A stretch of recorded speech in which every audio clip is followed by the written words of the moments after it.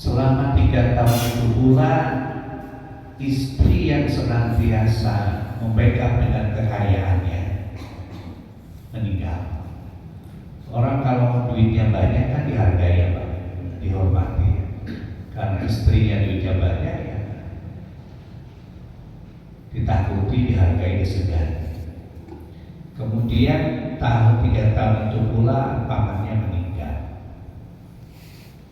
yang senantiasa disegani oleh orang kafir Quraisy. Begitu 3 tahun selesai, kamu Husni, diembargo, paman sudah gak ada, kemudian istri sudah gak ada pembelaan.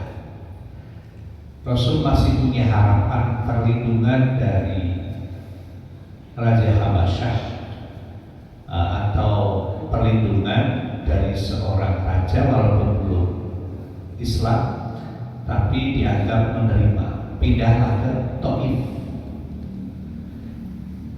Tetapi kemudian harapan itu sirna. Selama 1 bulan di sana bukan disambut, tidak ada satupun yang beriman. Bahkan Rasulullah sampai berdarah-darah, sendalnya saja sampai berubah warna karena darah.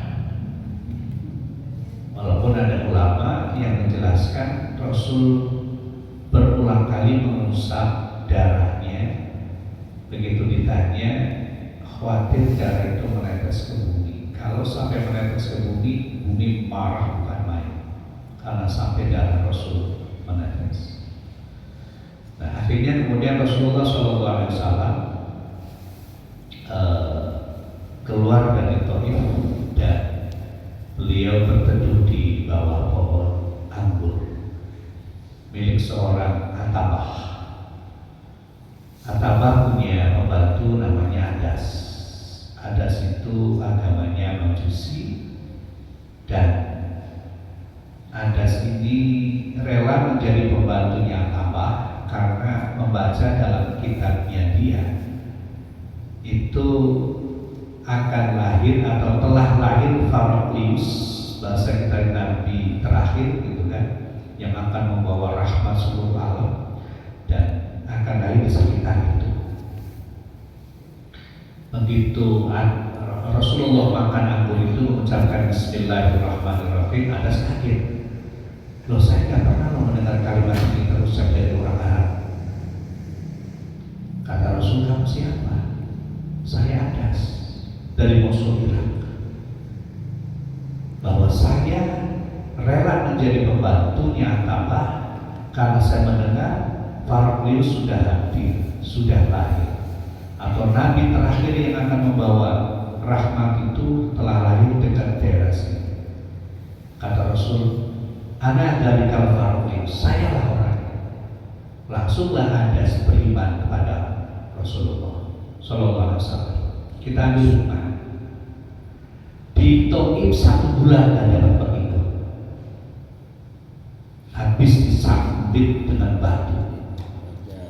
Tetapi akhirnya begitu gak ada harapan, bahasanya di bawah pohon anggur, gak nyangka lah akan dapat pengikut. Tiba-tiba dapat pengikut Adas, orang yang berkualitas, paham, cerdas, masuk Islam, bersyahadat di hadapan Rasul. Coba kita ingat-ingat kadang perjalanan hidup kita.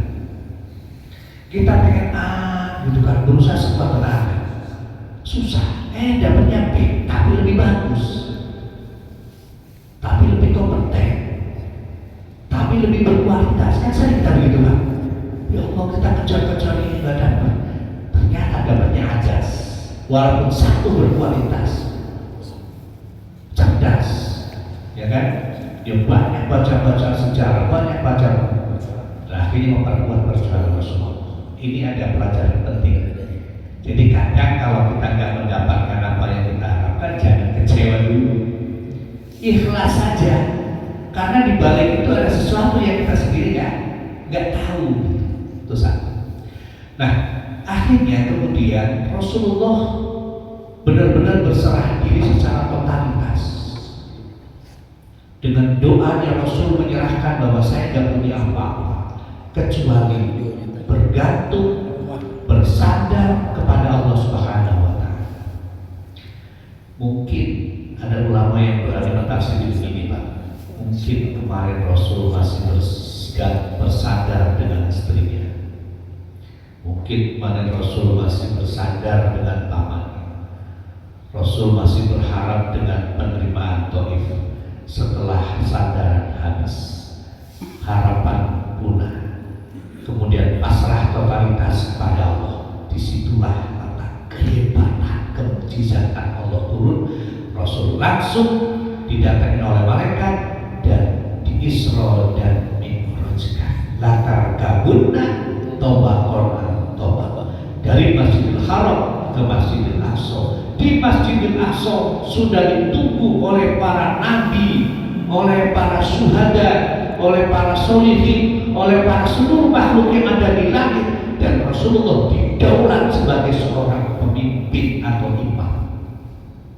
Minal Masjidil Aqsa ila Sidratil Muntaha, melewati langit pertama, ketemu dengan Nabi Adam, kemudian ketemu dengan Nabi Isa, ketemu dengan Nabi Yahya, ketemu dengan Nabi Harun, ketemu dengan Nabi Musa, ketemu dengan Nabi Ibrahim, sampai kemudian malaikat Jibril sudah tidak bisa mengikuti Rasulullah. Akhirnya Rasulullah menghadap sendiri, menghadap Allah Subhanahu wa Ta'ala, dan disambut oleh Allah dengan assalamu alayka ayyuhan nabiyyu wa rahmatullah. Itu kan luar biasa.